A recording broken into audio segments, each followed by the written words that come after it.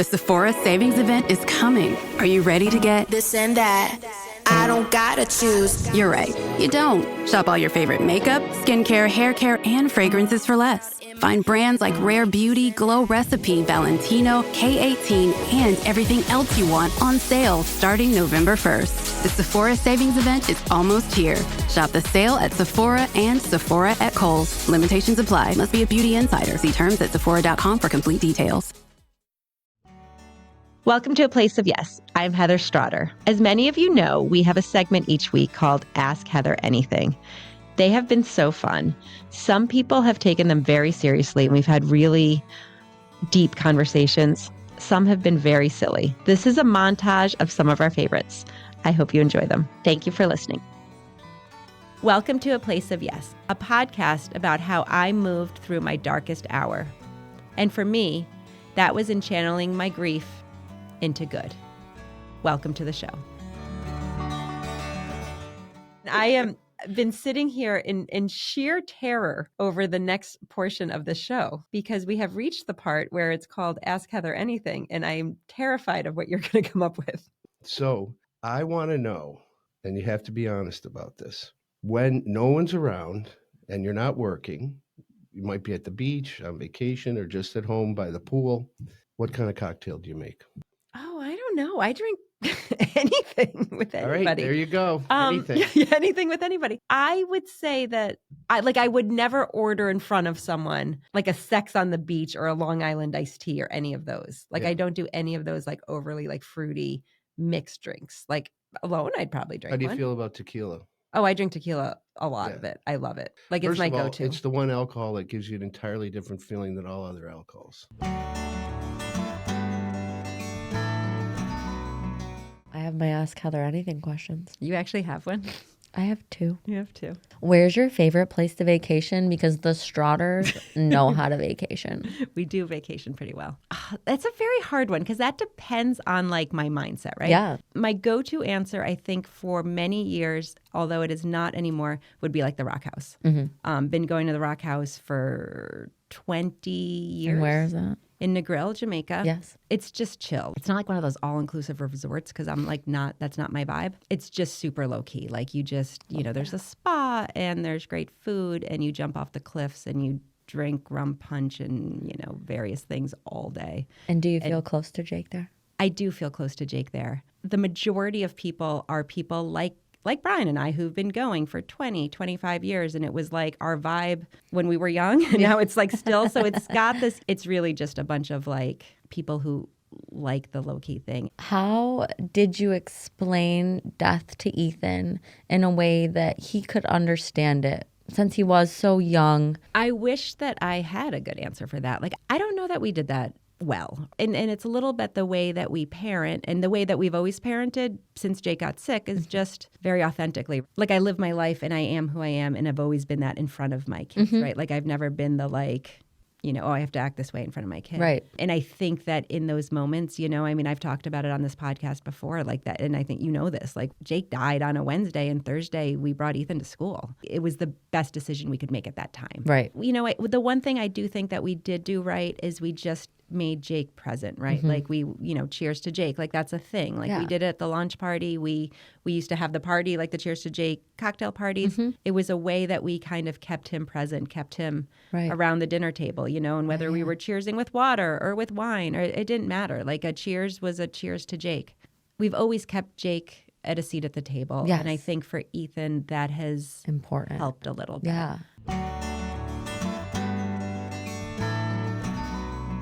So you got a chance here to ask me anything. Oh, God, I don't know. Pressure. I guess the thing that I've always wondered is like, and actually we've talked about this, is do you feel like Ethan being at college is such like a bittersweet thing? Oh, I feel like when he went to college, it was like the hardest thing, second to losing Jake. But I will say now, this summer, and having spent since like May with him and seeing the human that he is, I am like so filled with like joy and pride. And last summer was about, and him going to college was about me like missing the little boy and like, how did this go so fast? And the whole like days are long, but the years are short, like that whole nonsense. This year is about embracing what it is to have a young adult as a child and as like a friend and as like a cool kid to hang out with. And like, you know, for some of it, it's like having drinks with him. And for some of it, it's just he likes family vacations again. It's less bittersweet because I'm just so happy with how this summer has been. And I'm so excited for his future. Do you have any Ask Heather anything? They can be any kind you want. They do not have to be serious. If you were to go back to the funeral experience for Jake, would you change anything? That's an excellent question. I don't think so. Kind of like how I said earlier, I think that Roland guided us in such a way that it was exactly what we needed. We didn't have to do anything, right? Like, you know, there was one part where there were certain family members, like, and this is when we were at the graveside, and he was taking Jake out of the hearse and bringing him over to be buried. We had some family members who were like, okay, this is who's going to do it. And it's just the men. And I was like, no, I am carrying my son. Brian kind of handled it, but Roland also, you know, there was nothing that, I'm trying to think of what the word, like nothing flustered him, right? Like he could just handle anything. And it's kind of like when you talk about being a bouncer. So I don't look back and there's nothing that I would do different other than the obvious that I wish I never had to do it at all. I wish I didn't have this experience to share, right? Like I wish I didn't know the importance of this job, but since I do, I don't think I would change anything. And that means a lot. So do either of you have any Ask Heather anything questions? Do you think about Jake every day? That's a great one. I do think about Jake every day. And I have this, I don't know if it's irrational or what it is, this like compulsive fear that the day will come when I don't. I get very scared of that, right? And there have been moments when like in the beginning when he passed, I was like very structured. Like, you know, I would, before Ethan went to school, we would go see Jake in the morning. I'd drop him off at school. Before we, like when we'd be home from whatever activity he had, whether it was Taekwondo or whatever, we would swing by and say goodnight to Jake. And we did it. Like I saw him twice a day, at least for years. And as time passed, you know, and Ethan got older and life sort of changes and frankly, life goes on. I didn't go every day. Maybe it'd be once a day. And I struggle with that sometimes. Like I brought him a huge thing of flowers the other day because it had been like 6 or 7 days since I'd been there and the flowers were dead. And I just like, I kind of beat myself up over it. But I do make a point of thinking of him every day and of not every day, but most days, like talking to him. And I do this thing where I kind of talk out loud to him. Oh, yeah. Well, I'm scared of your question though. All right. So you're saying how you want to come to camp. Yes. And there's volunteers who can volunteer a week in the summer. So you're volunteering like one session with the cabin. Would you want to be with the age group and like the young boys that Jake would have been with? A good question. Or would you want to be with something completely different? Or because I can give you the cabins and the age ranges, but what would you want to be with? That's an excellent question. And to be honest, I have no idea. There's part of me that would want to be like kind of what Jake would have been. Like I'd want to probably be like ventilator week. And, you know what I mean? Because that world, I know. Like I know that world. The age ranges, it's funny. Like so it was Ethan and Jake. So I know boys, right? Yeah. Like I like being boy mom. Like it's your boy mom. Yeah. Boy mom's good. So it's the portion of the show, Daniel, where if you have any questions, you can ask Heather anything. I would like to know, was there a time you were misunderstood and very surprised? Like, how could you have not known what I'm saying or dealing with, or what was so obvious to you that was not obvious to your friend or family member or whatever? I feel like my head's going like in many different directions. One of the things that was so clear to me in Jake's life, right, was that I was going to create this life to the best of our ability in which we would have, and I don't want to say normal, but I think for a while I wanted us just to be a normal family with a sick kid, if that makes sense. So we would do stuff, right? Like, and we didn't do crazy stuff because like the doctors advised that he should never be on a plane because he had liquid, or fluid on his brain. Like there was stuff, but there were people very close to me that judged that. I think they just felt like we should stay home or that we should, you have a sick kid, you shouldn't do that. And I remember feeling like, shut the F up. Like, like you're not in my shoes, so don't. And also just being like, I would never tell anybody how to raise their other kid, but when you have a sick kid, why do you think you can tell me what you think I should do? Like looking back, we worked really hard to take really good care of Jake and to really give him this great life. And were we perfect at all times? No. But part of that was for our family to be a unit that could still do things, right? Like it wasn't going to be that, only one of, like we weren't a divide. Like sometimes we were divide and conquer because we had to be. But we also tried really hard to just do things as a family.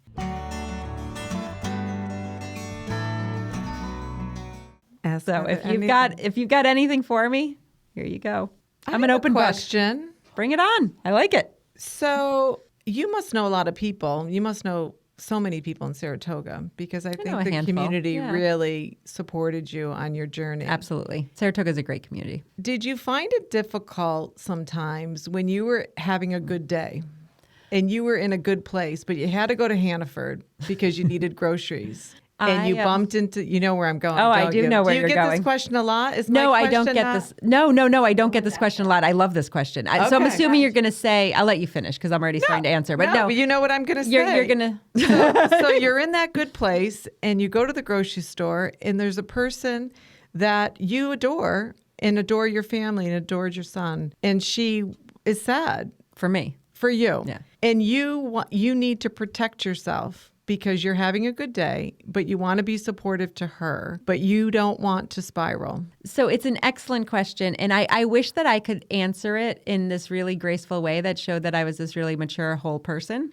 And however, less so now because I'm just really comfortable in my skin now and I'm really at peace with my story. But at different places in the last 13 years since Jake died, I've not been in that place, and my husband will laugh. Like one of the things I started kind of like chuckling when you said it was because there was a huge portion, and I still do this sometimes, hair in a ponytail, cap on, big sunglasses. Like that's my look. Like it's Heather Incognito. I often go out in town looking not at all like myself. Like I don't like protecting that. Yourself. Protecting myself. That's kind of how I protect myself. I wear big glasses. I put a baseball cap on. It's funny, like people always assume like I'm an extrovert, but I'm really an introvert, right? Like I need a lot of like one-on-one quiet time. Like when I'm out, because a lot of what I do in talking about Jake and talking about grief and talking about those things, I love to talk about it, but it's so draining that I need to have a lot of time where I just kind of do protect myself. So I often, am incognito. People wouldn't even see me, or they'd be like, "Oh, Heather looks horrible. We better leave her alone. Go the other way. Go the other way. Go to produce. I don't She's know what's not going there.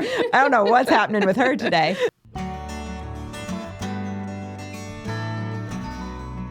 So do you have, Heather, anything you would like to ask me? What do you like to do for yourself? Like to bring yourself joy? I am in various places with that. And I think sometimes through this podcast and sometimes stuff, like I find myself talking all the time, right? And sometimes lately what I find I need the most of is like, I need a window of time alone with like a book. And I need to, for me to be recharged, I need like alone time with like my book. Sometimes even just like alone in my house folding laundry, honestly.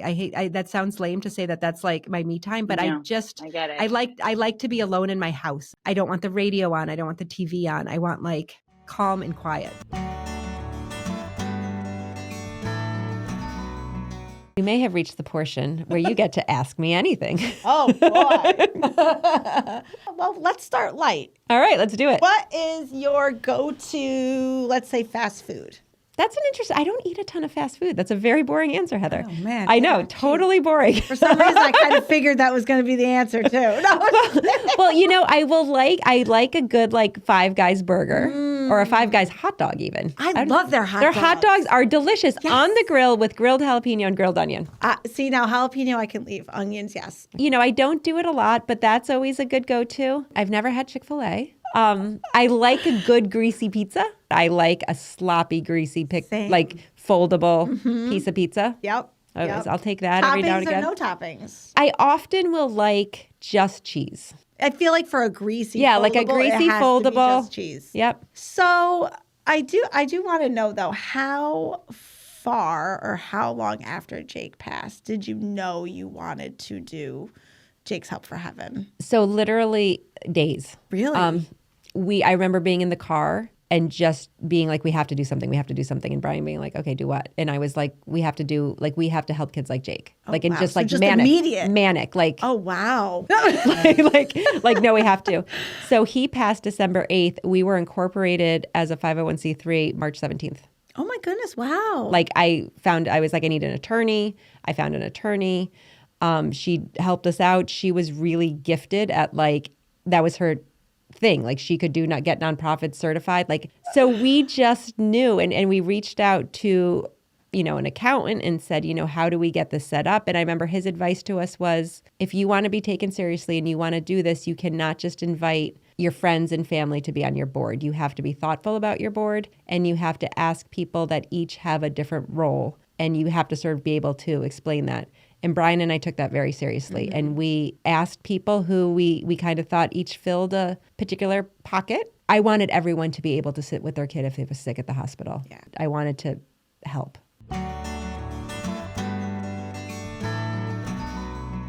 It's kind of dangerous asking a journalist to ask me I anything. know. It was kind of bold on my part. No. Yeah. I'm not going to go crazy here. I do wonder, as you talk about Jake and all of the work you do kind of in his memory, do you find yourself talking to him? I talk to him all the time. Twofold. I talk to him sometimes out of desperation because I'm so nervous of the day that what if I don't think of him, or what if I don't talk of him because so much time has passed. So sometimes it's like desperate, but most of the time, the majority of the time, it's just like, hey, buddy, you're not going to believe what happened today. And we joke in my house a little bit that it's not uncommon to hear me talking out loud with no one else in the room.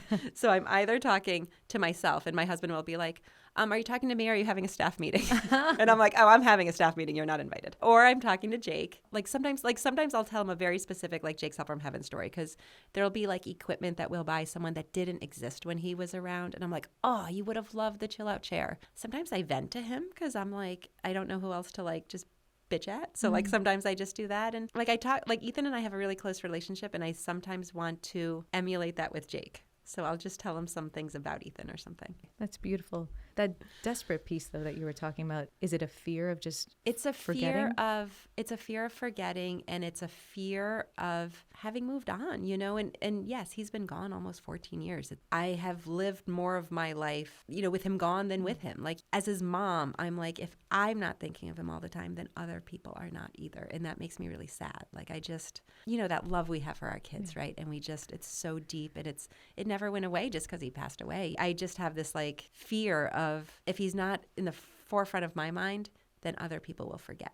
Oh, all right. So to lighten things up a little bit, you had mentioned the emotional hangover and how we've all been hungover. So all right. So what's your craziest hangover story? Oh God. I would say one of my most recent hangovers, last September, a group of old friends, my husband's best friend from kindergarten, friend from high school, his wife. We have been friends for 20 years. We went to Oktoberfest in Germany. Ooh. Yeah, we went to Munich. I was in a dirndl. The boys were in lederhosen. We went. I would say top 5 experiences of my life. But I will say that you don't just get a beer there, you get a liter of beer. And you do that multiple times throughout the day. Ooh. I did not know I was capable of drinking as much beer as I did. I don't get hungover like I used to because I kind of know when to stop. Mm-hmm. I do have boundaries. One night, we went, we ended up in a nightclub. We did Munich. And I will say that next day, I was dead. We all were. We were zombies. And it turns out if you just go back to the tents and have another liter of beer, you feel better. But you bite the bear that bit you. There you go. But I will say that I remember laying there, both Brian and I, and it was kind of like when you do that, one eye open and you're like, oh, my brain, I felt like my brain was scraping my skull. Yes. I was could not get enough water. This is how it is. Yeah, this is it. And here I am in Munich. Who does your hair? No one has asked me who does my hair. I will tell you, Liza does my hair at Simplicity. I love her to death. Do you do Pilates? I used to do Pilates.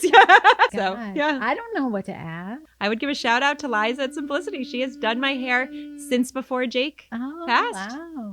So when we were having the funeral and everything for Jake, all of a sudden, I fixated on the weirdest thing. And I was like, my hair's a mess. My hair's a mess. I would need to, and then Brian was like, you need to take, go get your hair blown out. Go take an hour and go get your hair blown out. I walked in, and in those days, I was it was right after he died. I was just like a zombie. And I walked in, I got an appointment. I walked in, she's like, what's wrong? And I was like, Jake died. She's like, what? And I was like, Jake died. And I need my hair blown out. And she was so gracious, and she was young at the time, in her 20s, had a I think I had only one child, I think, but she was so gracious and so sweet. And she was just like, gave me this great blowout and she was like, just go, like, like didn't charge me. Ask Heather anything. Wow. Wow. I just What's going to be in place of the bowling fundraiser? Well, that's a good question. We are doing this in place of the bowling fundraiser. Two things. One is we had a really good run with that, right? Like it was the Family Fun Day was super successful for us. It was really a great event because we had our families, we had our donors, we had our friends, all of those things. Fundamentally, I was like, people come out and support Jake's. They support the work we do. We have been really blessed to have sponsors and donors who get behind us and really donate to our cause so that we can come from a place of yes, and I think I even say that to when I'm meeting with people, like we would hate to have an application come in that we know this family needs and have to say no because we don't have enough money. And what if more people knew about what we did and knew about the impact? So we're taking this year to film a place of yes, to record these stories and to hopefully share more of what we do, what Brian and I do, what the lives of our Jake's family members are, because we always consider ourselves like you're part of Jake's family. So we're using this as an opportunity to hopefully get some sponsors. Like before you came in, I was recording an ad to try and just have that be an income source. And then hopefully if this does well, it will drive more revenue. Thank you for listening to A Place of Yes. Please follow us wherever you listen to your podcasts. If you really like this episode, please share it with a friend, anybody who might benefit from listening to this. It would make a world of difference if we could just reach more people and share the work that we do and the stories we want to tell. Please subscribe to our YouTube channel, leave us a thumbs up or leave us a comment. We would appreciate all that you can do. If you really like this episode, please share it with a friend or two.